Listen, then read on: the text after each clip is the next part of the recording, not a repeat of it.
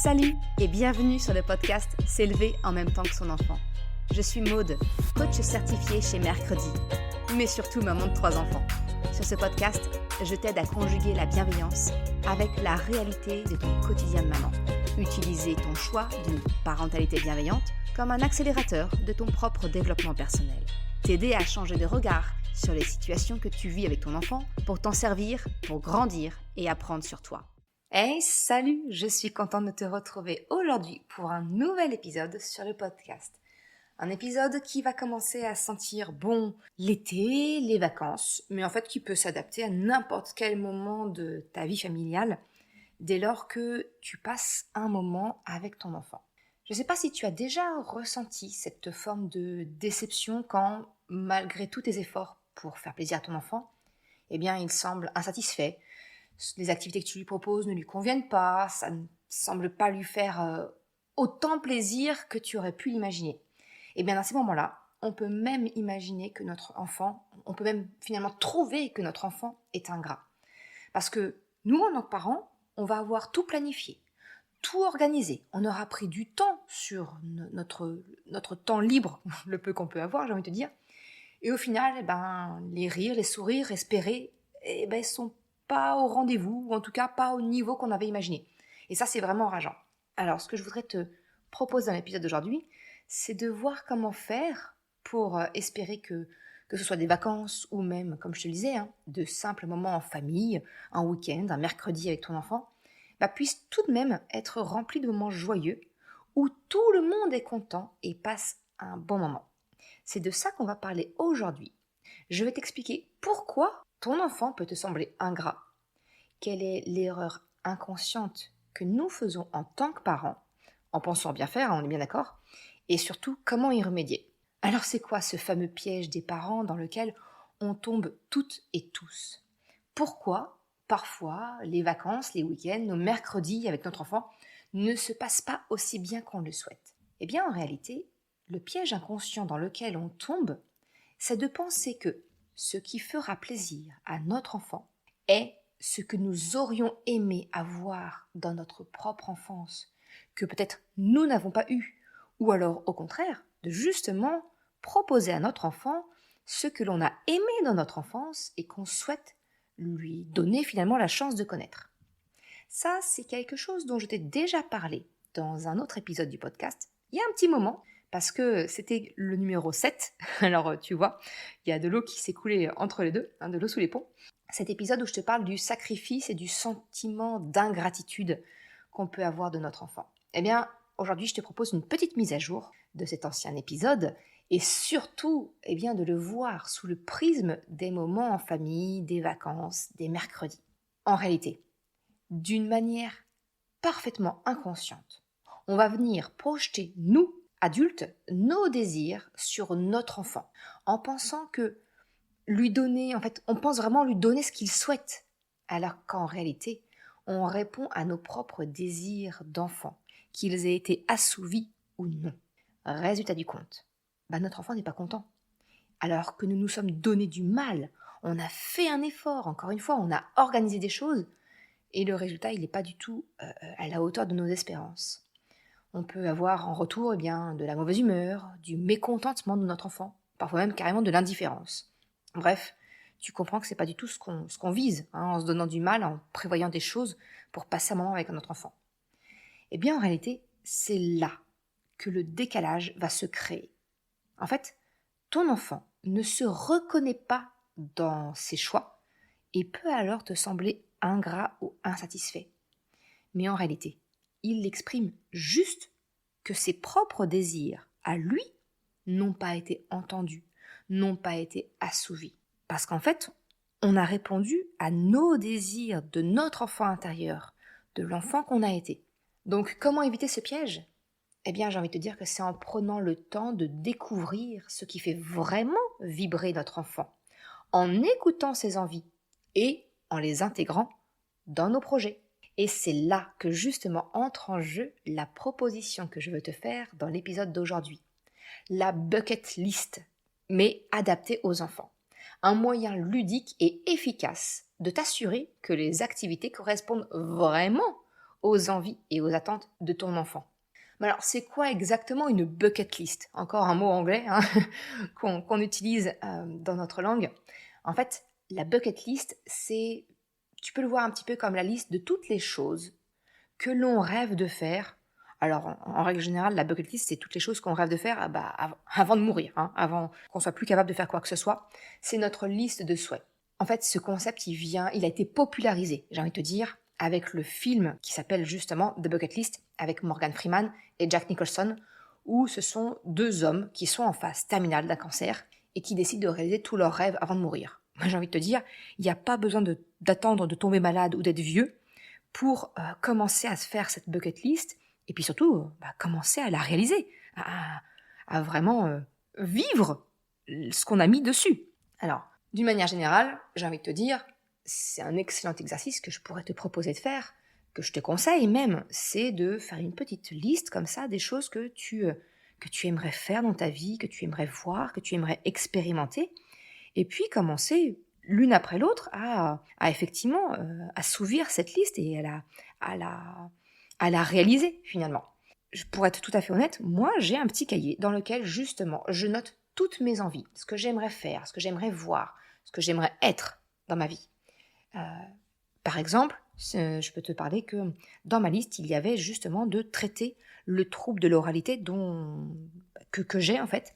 Et ça, c'est quelque chose que j'ai réalisé en 2018. Je me suis fait suivre par une orthophoniste, celle-là même d'ailleurs avec laquelle j'ai enregistré l'épisode de podcast, qui m'a aidé justement à surmonter mon trouble de l'oralité. Dans ma liste de souhaits, il y a d'apprendre à jouer de la batterie. Tu vois, ça peut être aussi des choses aussi, j'allais dire, simples que ça. Ça, c'est pas encore réalisé à ce jour. C'était aussi en liste, j'avais visité Rome. Ça, encore une fois, je l'ai fait avec ma famille en 2023, après moult péripéties, plusieurs fois où on a dû repousser parce qu'on n'a pas pu y aller, mais c'est fait.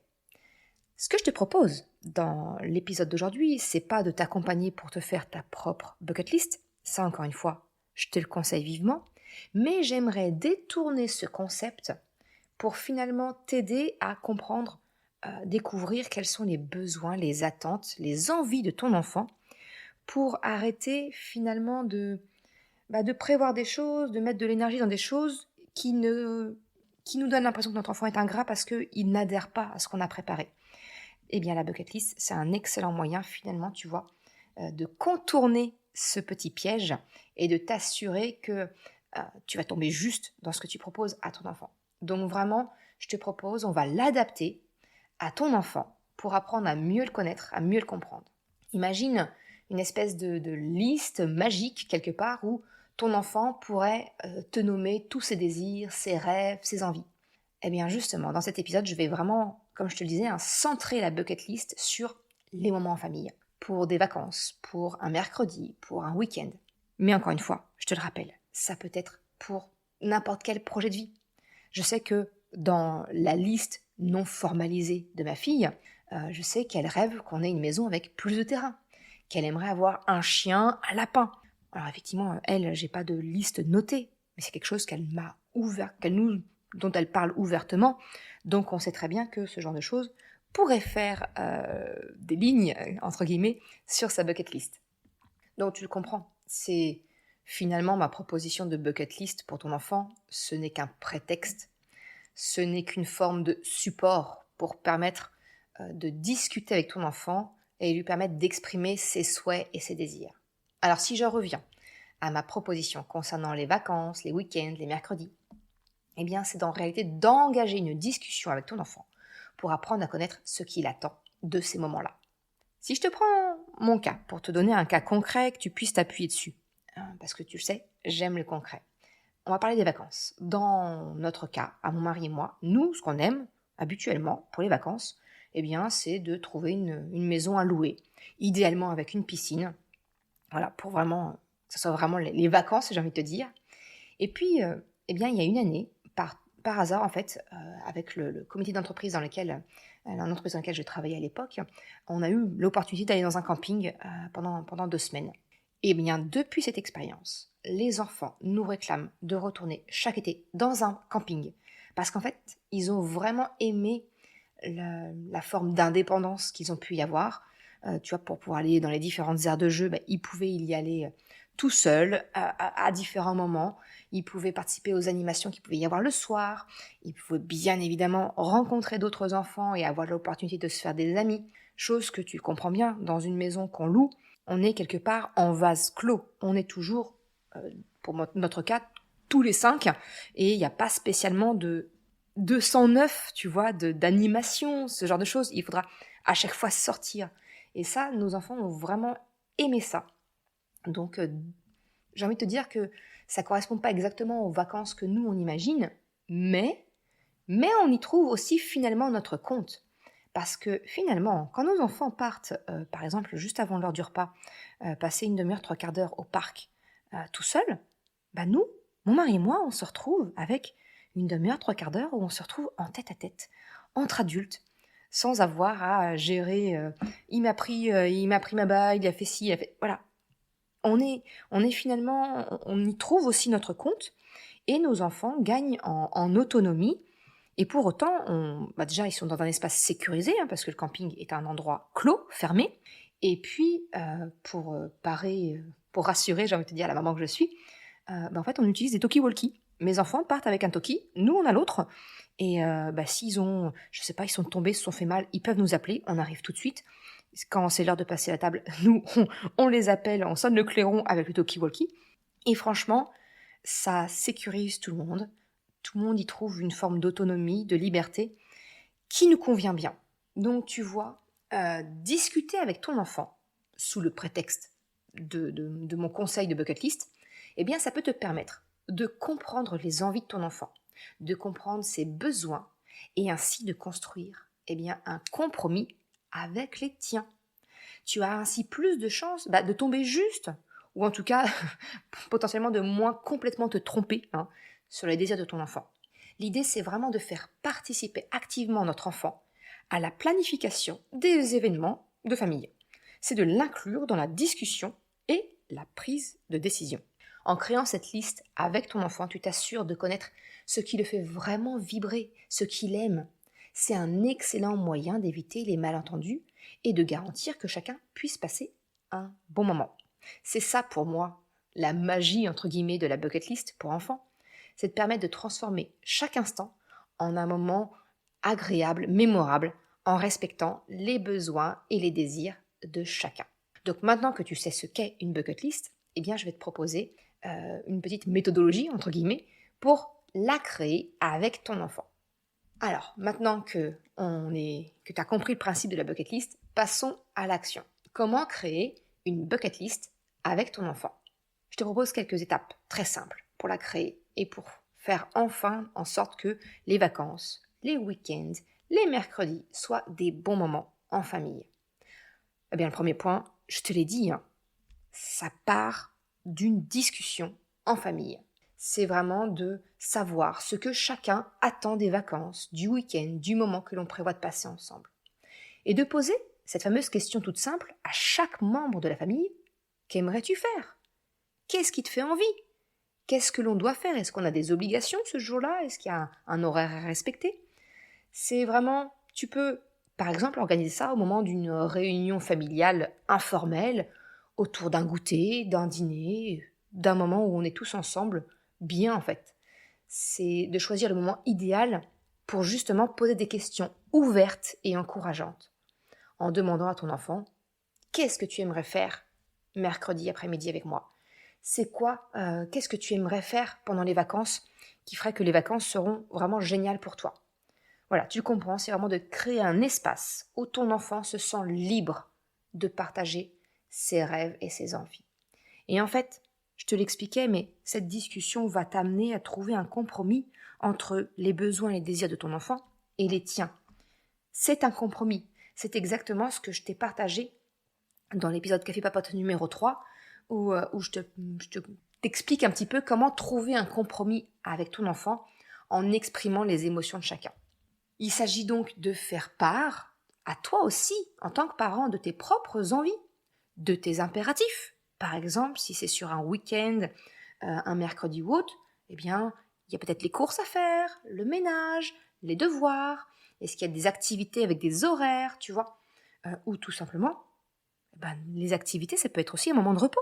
Moi, je sais que le mercredi, on a déjà les activités extrascolaires de mes enfants et ils savent très bien qu'il y a 15 minutes en fin de repas où j'aime prendre 15 minutes pour moi, avec ma boisson chaude, quelquefois avec un livre, quelquefois avec un casque anti-bruit pour vraiment m'isoler, mais j'ai besoin de ce moment-là pour me recharger.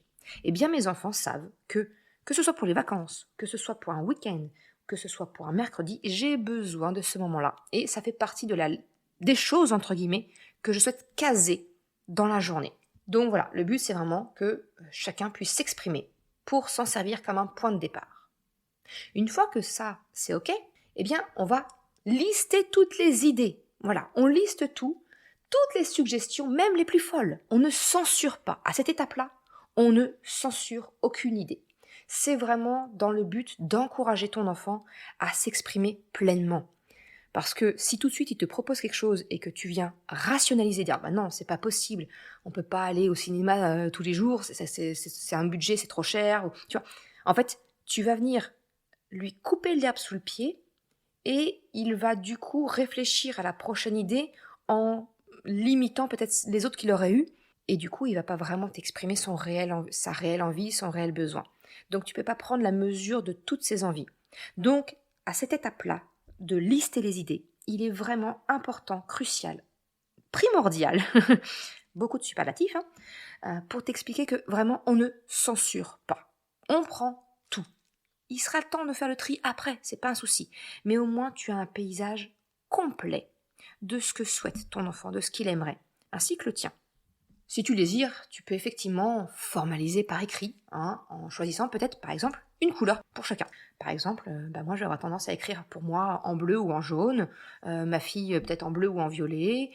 Voilà, chacun, mon fils il aime bien le rouge, je sais, on va chacun choisir une couleur, comme ça il est très facile de noter sans expliquer à qui est l'idée. On peut choisir une couleur pour une personne, ça fluidifie, et j'ai envie de te dire, la prise de notes. Encore une fois, je vais rentrer dans le concret. Si je te partage ma façon de faire avec mes enfants dans notre famille, quand on part en vacances, systématiquement, dans la première journée, on va aller faire un tour à l'office du tourisme. Et là, on récupère absolument toutes les informations. On prend les prospectus qui nous intéressent, on demande conseil, on note, on a le petit guide ou autre. Et une fois à la maison, c'est à la maison qu'on va commencer à éplucher. Et puis chacun va dire, ça j'aime bien, ça j'aimerais, voilà. Et c'est ainsi qu'on va pouvoir organiser nos vacances et prendre en compte le plus possible les souhaits de chacun. Si je te partage, des petites listes, la petite bucket list d'été que je peux avoir avec mes enfants pour les vacances d'été là, qui vont arriver au moment où j'enregistre l'épisode, eux, ils aimeraient pouvoir faire une nuit à la belle étoile. Alors souvent, on va planifier ça au mois d'août en espérant que la météo soit avec nous pour espérer voir les Pléiades, voilà, les étoiles filantes. Les labyrinthes de maïs aussi, ça c'est quelque chose qu'ils aiment bien. Le parc d'attractions, on a un parc d'attractions local à côté de chez nous, ils aiment bien pouvoir y faire un petit tour. Le très classique bataille de pistolets à eau, ça c'est pas un été réussi s'il n'y a pas une bataille de pistolets à eau, c'est pas possible pour nous, tu vois.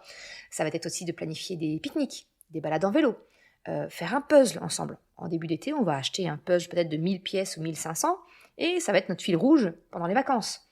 Faire des bulles de savon, prévoir une séance de cinéma en plein air, naturellement aller à la piscine, aller à la plage, construire une cabane dans le jardin, aller à la pêche à pied, faire du cerf-volant, de la luge d'été. Moi, je suggère peut-être faire une randonnée ou deux, une soirée pyjama avec une copine, une balade à cheval, des glaces, naturellement, des glaces, l'acrobranche, aller voir un feu d'artifice au moins au cours de l'été, faire un restaurant en famille. Mes enfants adorent, ils font ça chaque année, courir sous la pluie en été. Ça, c'est leur kiff absolu. Voilà. Je t'ai fait une très rapide liste de ce qu'on peut avoir, nous, dans nos idées en dehors des activités qu'on va aller pêcher à l'office de tourisme. Mais voilà un petit peu tout ce qu'on peut ressortir.